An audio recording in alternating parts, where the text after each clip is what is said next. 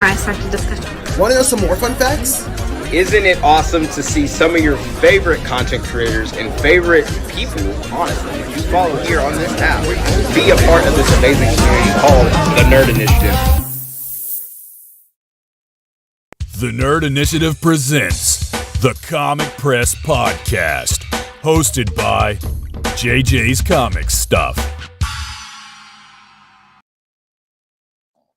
What is going on, everybody? Thank you and welcome back to the Comic Press Podcast on the Nerd Initiative Network. I'm your host, JJ's Comic Stuff, or JJ or Jeremy, whatever you feel like calling me. My guest today, I got thrown a little bit of a curveball, but that is just fine with me. It's no fun if something crazy doesn't happen. So instead of Wells Thompson today, we have his co-writer here. We have Dalton Shannon with us today. Hey. What's going on, man? Oh, not a ton. Just here to shoot the stuff about comic books. You know, a standard day. Right on, man. So before we get into the book and everything, we like to get everybody's nerd origin story. How did you become a nerd? How did you get into comic books, or whatever was first for you? Yeah, it never ceased to be a disappointment to my father, who definitely wanted a baseball player. But no, I as a kid, I don't remember a world without Batman in it. So I was raised on all of the 90s cartoons: Batman, Spider-Man, X-Men, all sorts of stuff. And then about I was probably 8, and I saw a spinner rack with a Spider-Man comic book on it, and I was hooked, and it's been comics ever since. So, and then of course the comics lead to every bit of train wreck that is the life of Dalton Shannon. But it's a fun bit of a train wreck. Well, hey, at least it's a fun train wreck, right? I mean, if it's a fiery explosion and it's not fun, then Yeah, no, what's you the can watch point? those on the news every other day. Right, It's fine. exactly. You Yeah, can watch all the horror stories you want on there. yeah. At least mine have capes and spandex. At least it's fun. So did you ever, like most of us, I was a child of the 90s, so it was X-Men animated series, Spider-Man animated series, Batman. Did you get heavily into the cartoons as well? Yeah. So like I said, so X-Men and Batman premiered the year I was born. And so I don't remember a world without Batman, but I distinctly remember seeing Spider-Man for the first time on TV, and I was like, who is that? And I was like, Batman who? Like, and so I was a very obsessed Spider-Man kid. Thankfully, I grew out of the Spider obsession and into the Superman obsession as I got older.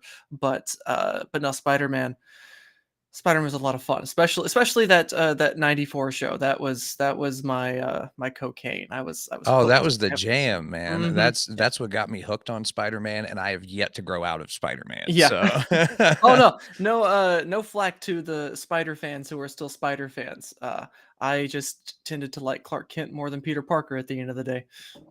Well, I will say Clark Kent gets a lot more character development than Peter Parker seems to recently. Well, hey, let's be fair. Zeb Wells is giving him plenty of character development. It's just in the wrong direction.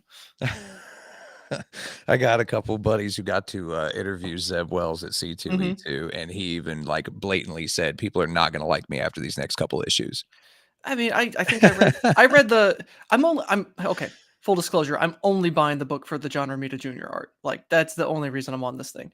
And I read the latest issue today, and I was like, I don't see, like, okay, you guys can get mad about a fictional character, but this is not a big deal.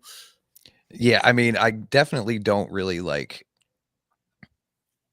I'm not thoroughly enjoying it or anything right now, No, but I it's a am bad still book. buying It's a it. bad book. Yeah, but at the same time, I think people are giving Zeb Wells a little too much hate because Oh it's yeah. like, name another writer who hasn't had at least one bad run. Yeah, and I mean with Spider-Man it could be any number of things, but no, it's not a good book. I just wish they would quit double shipping it so Romita could probably draw at least, you know, 10 of the 12 issues a year rather than like the 10 in the past 2 he's had. Like I just want more Romita Jr. art. Yeah, they keep switching him on and off of that. I'm not I sure know. why they keep doing I'm that. like, just tell me he's leaving the book so I can leave too. Just done with it overall, huh? Yeah, yeah. Put him on Fantastic Four. That's where I want to see him. I want to see him on Fantastic Four.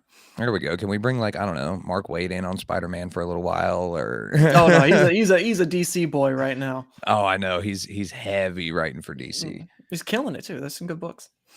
Another company that's been killing it lately is Image. Oh, Image has been killing it since Walking Dead. So, and Yeah, since Skybound came around.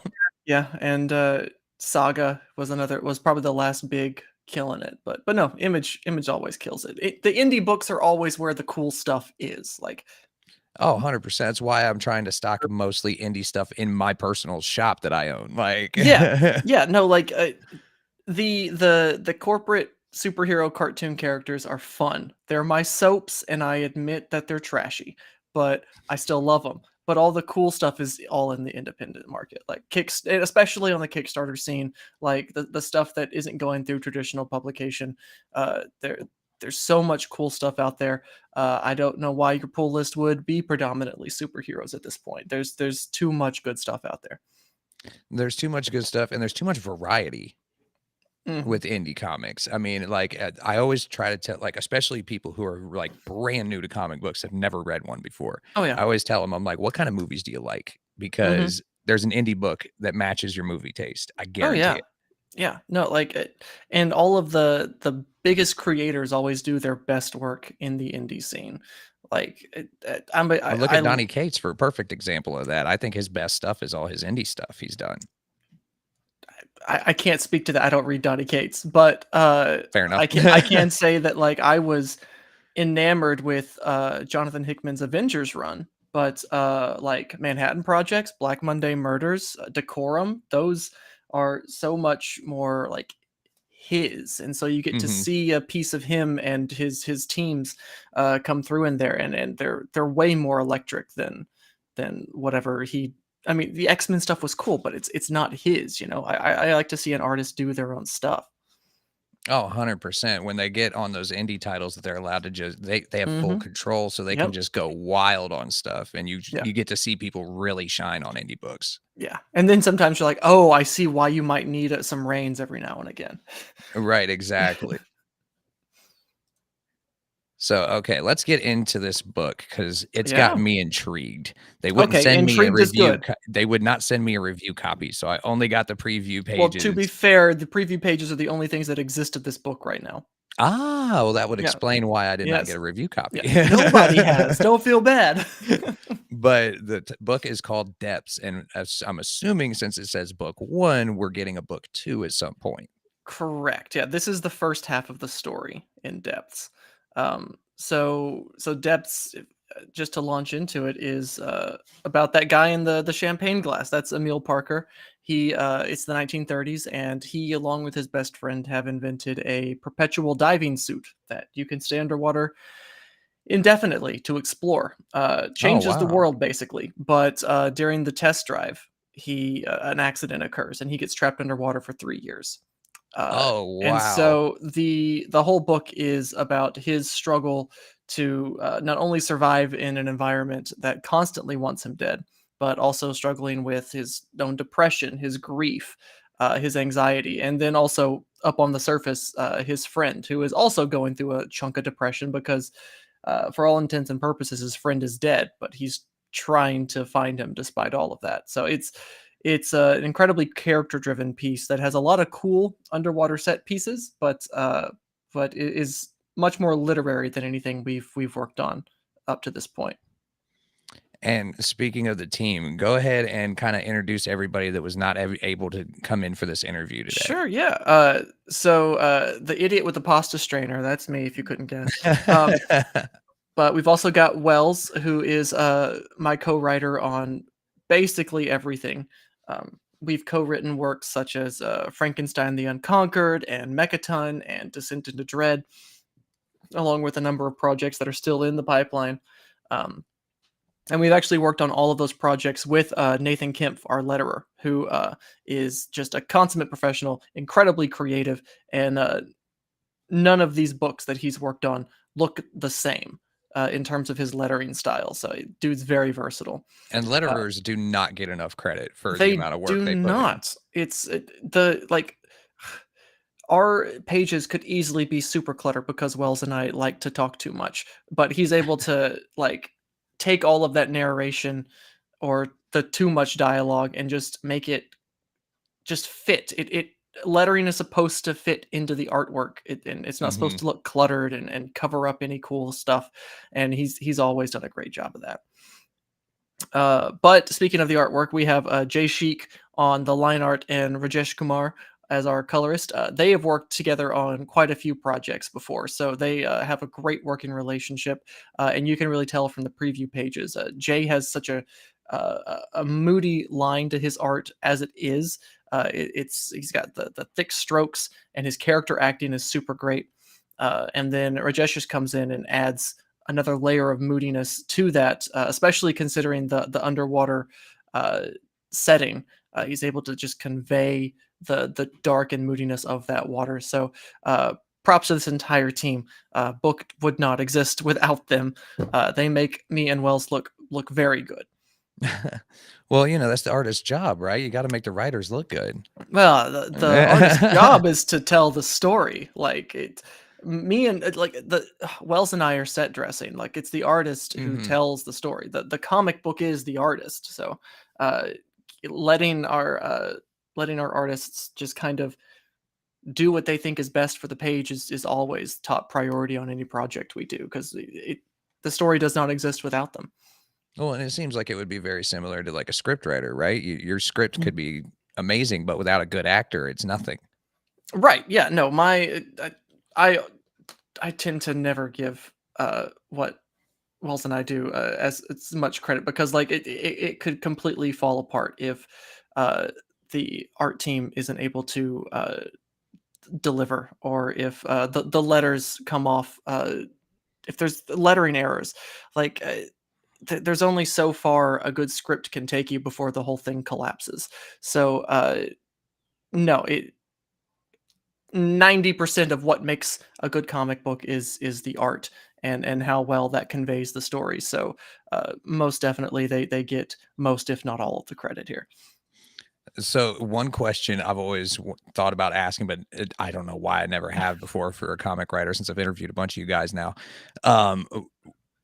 Finding that balance of writing probably what I would assume is a longer form script at first, and then condensing that down and still making it like a cohesive story. Is that like a struggle sometimes? You said you and Wells kind of like to talk a lot. So Yeah. So we especially on first drafts, scripts can be a little girthy.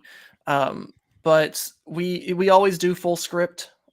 We haven't actually gotten to a point where we can work the Marvel method, which I've always wanted to experiment with. But no, we do full script, and my kind of rule of thumb is that an actual page of Microsoft Word, if my script goes over that physical page, I need to change something. Like there's too much going on this page.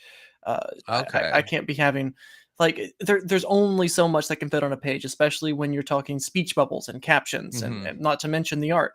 So if I start creeping up on the bottom of that Word document page, I'm like, okay, and I'm a guy who loves dialogue, so I will have characters just go back and forth, and that just eats up so much page. And I'm like, okay, I got a little carried away. What can I do to adjust this and cut out some dialogue, or maybe I'll cheat and I will I'll go to the panel description. I'll say, how can I make this more concise so that I don't have so many lines on the page? But for the most part, it's never been too much of an issue, especially when the artists we work with are, we always give them free reign. We're like, okay, this is the way we write a script, but if there's anything that needs to change, if you think this could be cooler, you know how this flows better than we ever will. So have at it. And if something needs to change, let us know and we'll talk about it. And 96% of the time, they're right. And the book is always better for it. Well, because the artists have such like a visual imagination anyway. So I assume it's probably really easy for them to like visualize what you're writing. Yeah, and they'll be like, "Hey, this physically can't happen on the page. Like, we we can't show the sun behind him and the temple in front of him while we also see the sweat drip. Like, we can't show that. That's physically impossible in a comic panel. You need to pick what you're doing." And Right. like, uh, so yeah, they know how it's gonna flow from top left to bottom right in the best way possible. So we trust them with that.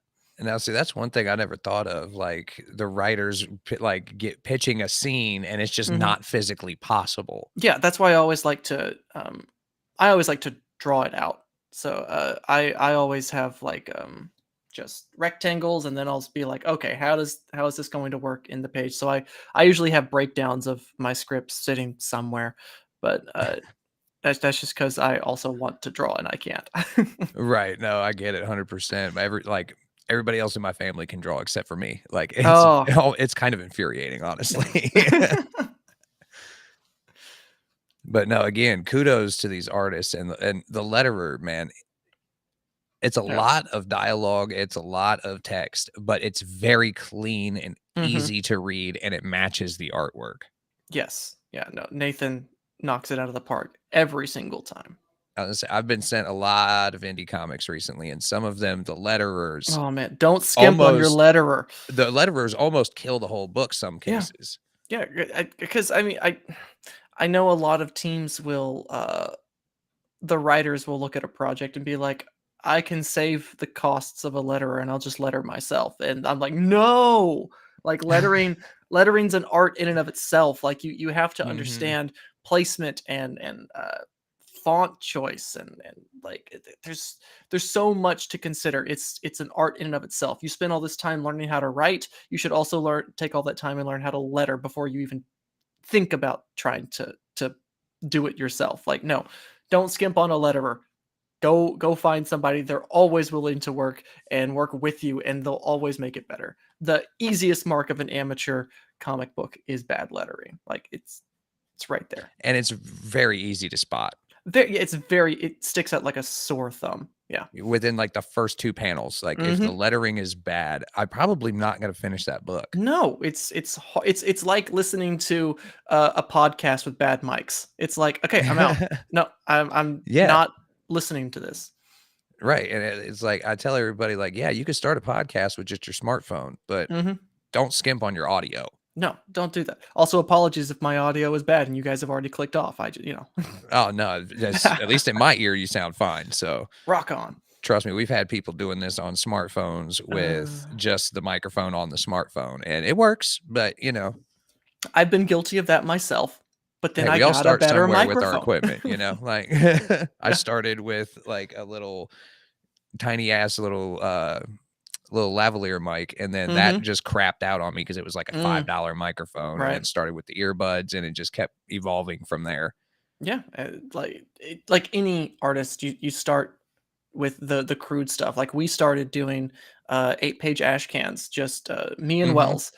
We didn't have the funds to actually like or connections to really talk with an artist, and so I drew them myself, and we made little black and white ash cans and sold them at conventions. Got in way over our head, but it was because we actually just did it, regardless of how crude it was, that we were able to actually meet some cool people and find some artists to work with, and rest is history. Yeah, and that's another thing I tell people, like, if you're gonna be any kind of creative person, your first Mhm. couple projects are probably gonna suck. First dozen or so, couple does I like mean, no, I it's I know my first probably 100 videos were garbage, like, oh yeah, no, I but think that's how you it's like learn. yeah, it's like like you've every artist, metaphorically speaking, has like 10,000 terrible pages inside of them, and you need to get those out as quickly as possible so that you Mhm. can actually start making the good stuff. 100%. 100%. So go into a little bit more of what you can reveal about this plot line because Oh, yeah. it is fascinating to me that this dude is stuck underwater, but he can breathe indefinitely. Yeah, so the suit takes in the water around it and then converts that into a breathable atmosphere for a meal. He's got a food processor on his hip, so he can, hunt for fish, and that processes it into a little paste and sucks that up through a straw in the helmet. It has a waste filtration system in it. So dude's set pretty much. But it's, he's living under the ocean. So like even just moving is exhausting. And constantly being hunted or having to worry about just puncturing the suit, or any number of things can go wrong at any point in the day. But it gives him a lot of time to, especially because he's just going to go most of the time. He's like a cat. Like he's going to go sleep most of the day because just moving around in water is so exhausting. But it gives him a lot of time to think. And this is a man who was alcoholic before he went into the water, just full of grief and guilt over his father's death earlier. And he's trying to kind of not only come to terms with that, but also the fact that nobody's probably coming for him, and he might need to figure out sooner than later if it's even worth staying alive for. And then of course on the surface, we've got his best friend James, who helped him build the suit, who is not convinced that James is dead. He knows the suit is working. He just has no proof that he's alive, and so he can't get the funding to go out and look for him.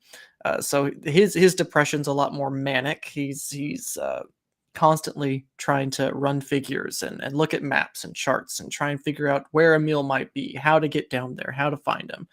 And his relationships start falling apart on top of that.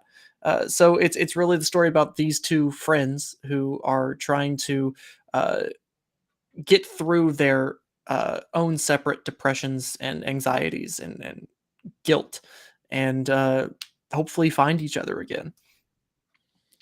So I'm assuming these are our two main characters right here. Correct. Yeah, you got James in the suit and Emil's the schlub in the bottom panel. Gotcha. So yeah, he definitely has the look of the depressed alcoholic about him. Yeah, Emil's the poster child for it, for sure. So okay, like I'm assuming then the pressure, because I mean, if he's under the ocean, there's got to be an immense amount of pressure on his body too. So I'm assuming the suit is compensating for that as well.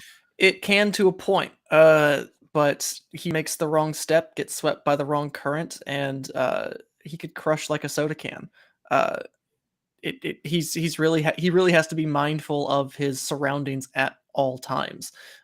So he's in a spot that a lot of currents have kind of brought a lot of shipwrecks, and has a nice open field of view for him. So like he can spot predators, but I mean, he's still only got the frontal vision. Like he's got a bad peripheral. So so yeah, he's having to constantly stay on guard.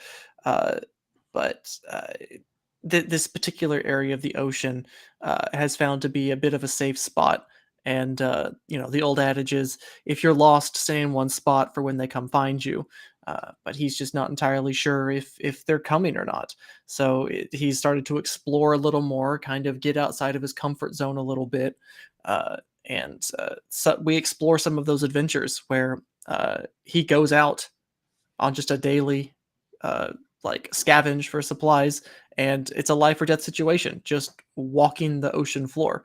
And the ocean has provided so many different avenues to show really cool stuff happening, whether that be like marine animal attacks, in progress shipwreck, like all sorts of cool action, whales, fish tornadoes. There's so much cool stuff under the water that just happens naturally that we're able to just really dive into. So where did you guys get the inspiration for this kind of, like, I could definitely see, like, the depression and all those things. Like that story is something everybody can relate to, because I think everybody's gone through a period of that.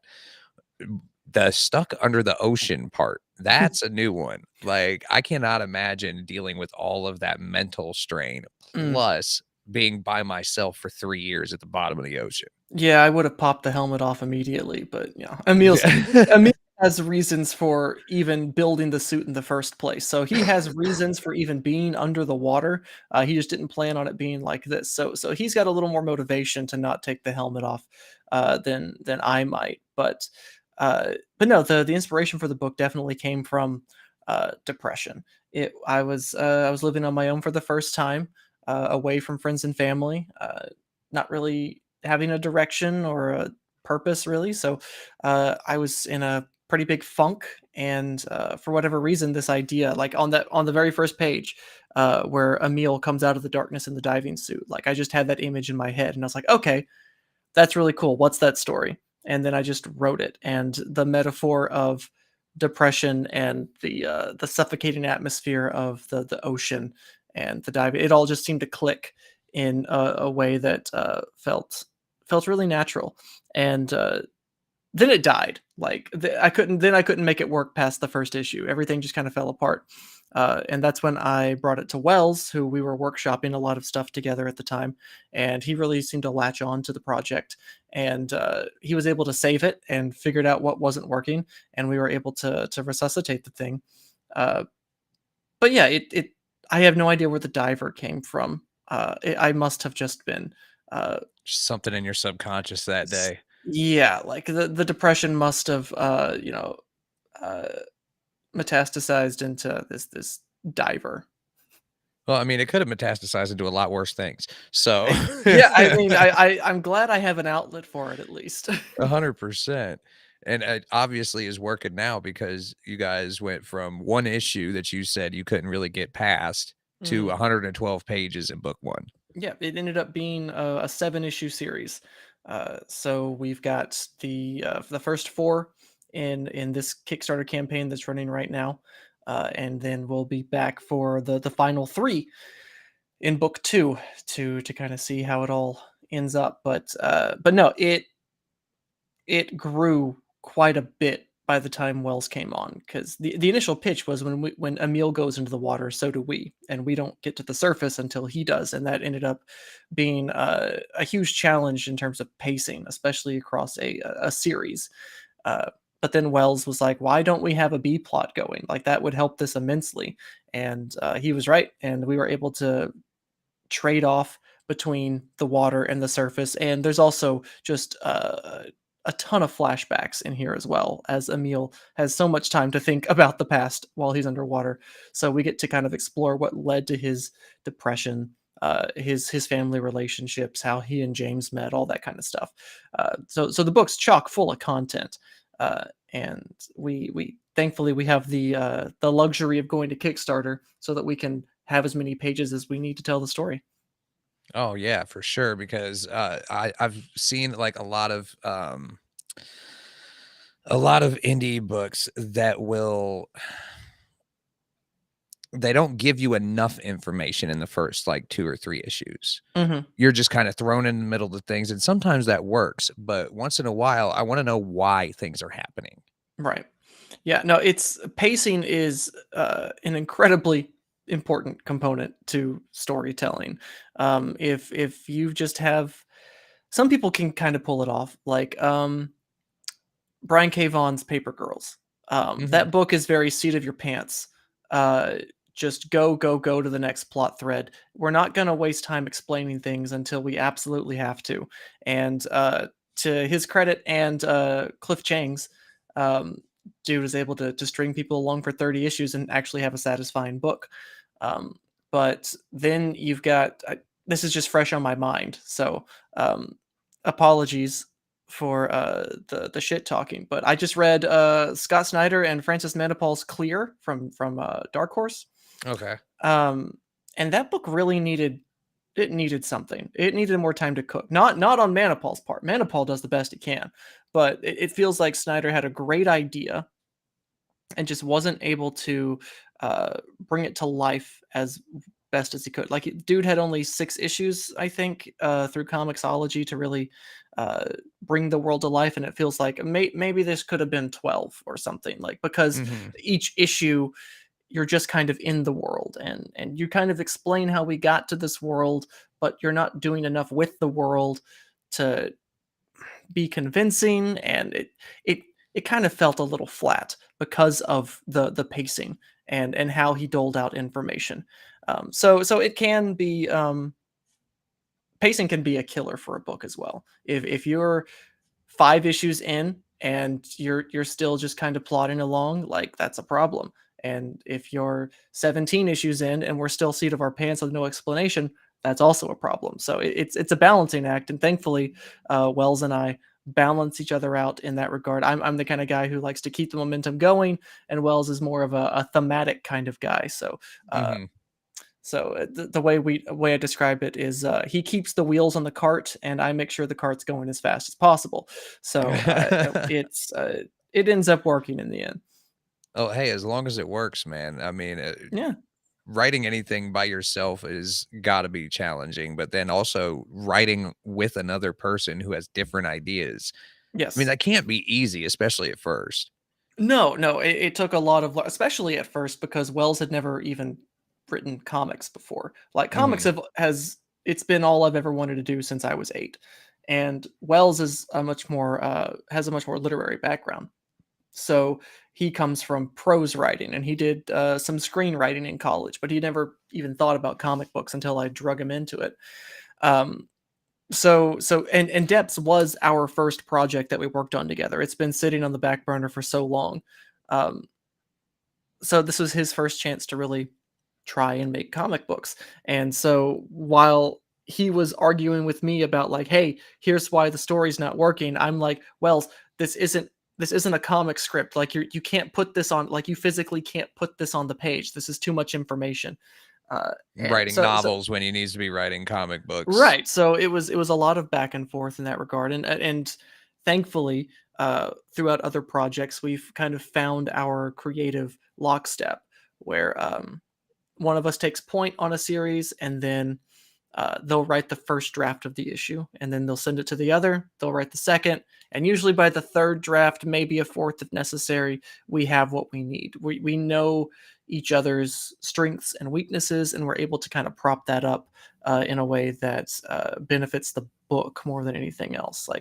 I can throw in as many cool explosions as I want, and he can throw in as many cool thematic monologues as he want. But end of the day, the book needs to work, and we're able to kind of pick and choose what does and doesn't, and make a product out of that. Make a good story out of that. So have you guys explored trying to get this picked up by like a bigger publisher to get it in comic shops, or are you Ah, guys we'd just love to. strictly No, focusing on Kickstarter right now? I mean, at the moment, Kickstarter is all we can do. Not a Hmm. lot of indie publishers have like those open submissions, especially open submissions where they will pay for the book to be made. Right. So uh, we found our other Kickstarter book, Mechaton. We started out through Kickstarter, and then we actually got it picked up by Scout. So issue number Okay. one ended up in comic shops, and then pretty sure later this year the entire collected edition is going to be in comic shops as well. So Scout puts out a lot of good stuff. I like Scout. they do. They've been a joy to work with.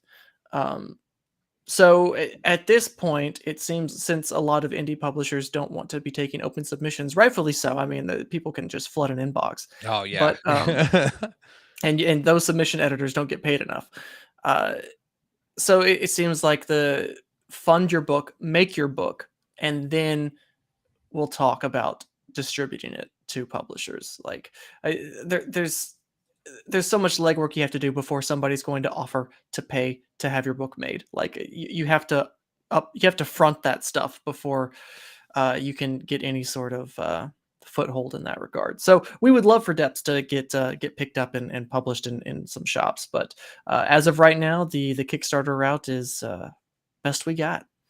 And it's worked for us pretty well so far. Like Frankenstein is also a Kickstarter book. It has not been picked up, but it is extremely successful on Kickstarter. So there's not really much of a reason to find a publisher at this point. I mean, hey, if you're making your money back on Kickstarter, Yeah. then why bother with a Yeah. publisher, right? So where can everybody find you? Since I was not prepared for you as my guest today, I did not get your links ready to go. Oh, So no. My links are very easy. I am on any social media that matters at Dalton K. Shannon. Every single one of them, I was able to get the handle. So you're good on that regard. At And Dalton K. Shannon. yep, and I have a website, daltonkshannon.com. And you can find us on the Kickstarter that's running right now to the end of May for Depths.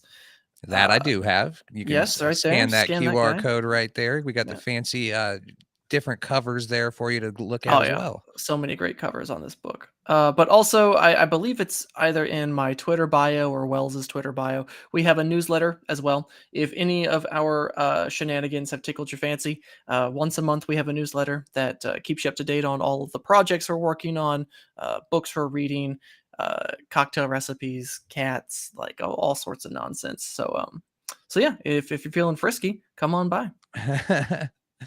And then if you guys want to go and follow Wells Thompson's website is right there at the bottom of the screen. Yeah, and I think he's at Wells Thomp, Thomp. Yes, he So, is. I just yeah. had to hunt him down on Twitter the other Yeah. day. And then, guys, make sure you head over to the Nerd Initiative website, nerdinitiative.com. We've got interviews, articles, reviews, previews. We've got a little bit of everything over there.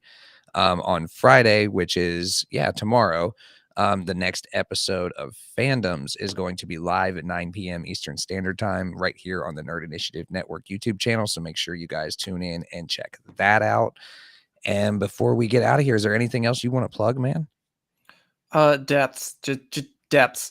That's the book we're working on right now. This is kind of our dream book. It's the first one that we ever worked on together, and it's the one we want to come to life more than any other. So, if any of this sounded cool, go check out Depths. We have a lot of great covers. We can draw you into the book. Like there's quite a few good rewards I that we're noticed offering that as tier. well. That's a pretty cool tier Yeah. where you So, can actually become a character into the book. yes, yeah, and you can even be like a minor character with more with a few lines in the book as well. So feel free, head over to Depths, check it out, and check out Nerd Initiative. Yeah, Yeah, I appreciate yeah. that. And if you guys do feel kind enough to follow me anywhere, that's my handle right down there. And it's the same on every social media app you can find us on. My name is Jeremy, aka JJ's Comic Stuff. Everybody, please be safe, be kind, and